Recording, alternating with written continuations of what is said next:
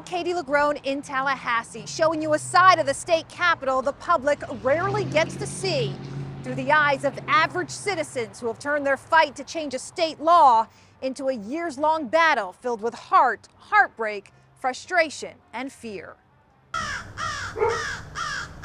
I've been waiting for this day a really long time. Let's grab 1, 2, 3, and today we are loading up and heading to Tallahassee.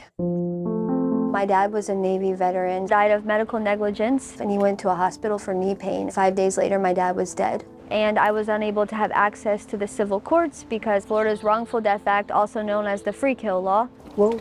My son Jojo passed away in 2019 after being refused emergency care. It was an egregious act for which no one is held accountable.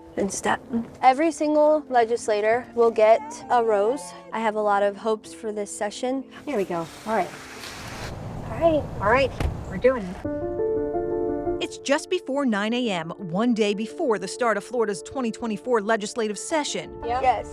Love you, Dad. Sabrina Davis and Marcia Shepler have taken off from work. Wow, this is the day. But not off the clock. How many appointments do we have today? A lot.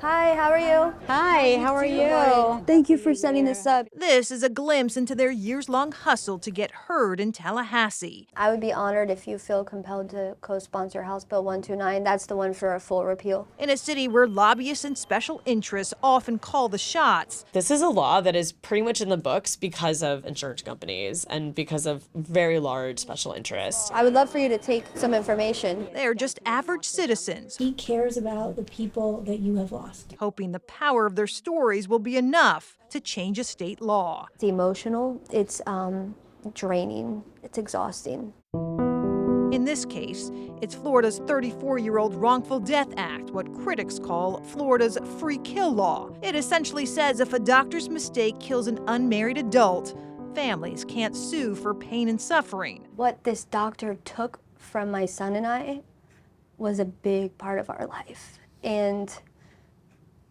I want to face him in court. For two women never involved in politics, they've become pretty good at playing the game.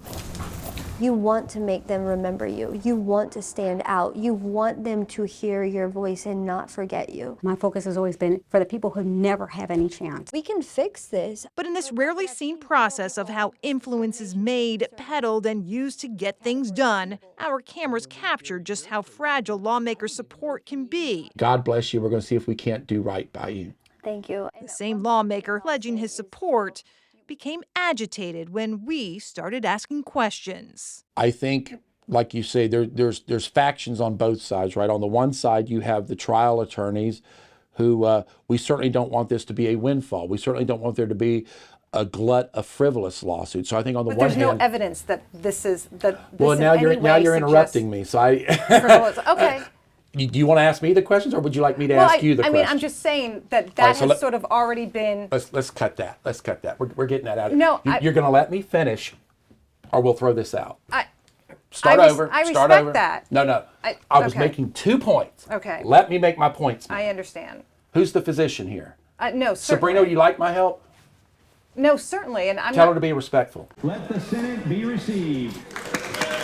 This session, 5 separate bills were introduced to repeal all or a portion of Florida's so-called free kill law, the most since advocates started asking lawmakers to quash it more than a decade ago. I put before the committee today a repeal of 768-21-8. One bill, named the Keith Davis Family Protection Act after Sabrina's father, got so far as one Senate hearing before big business and special interests weighed in, and the bill died. William Large is a longtime Tallahassee lobbyist who represents several of those special interest groups. As long as guys like you are around, respectfully, how does the average person get heard? I think they've been heard loud and clear. I think it's an even playing field for everybody. You think it's an equal playing field? Absolutely. Do they have an unfair advantage than the average citizen? Fair question. Depending on which member you ask, you might get a different answer. It doesn't matter to me what some of the external paid hired folks are that are saying things. This law to me is unjust. I want it off the books. But for now, Hugely disappointed. it stays. I'm hurt. I tried. I fought with everything I had. He still held to this law. leaving these average citizens continuing a fight they knew would take time, but never imagined would be so hard to win. I won't give up, but it's an exhausting fight. And despite this session's ending, Senator Yarborough tells me he plans to reintroduce similar legislation on the topic again next session. In Tallahassee, with photojournalist Matthew Apthorpe, I'm I-Team investigator Katie LaGrone taking action for you.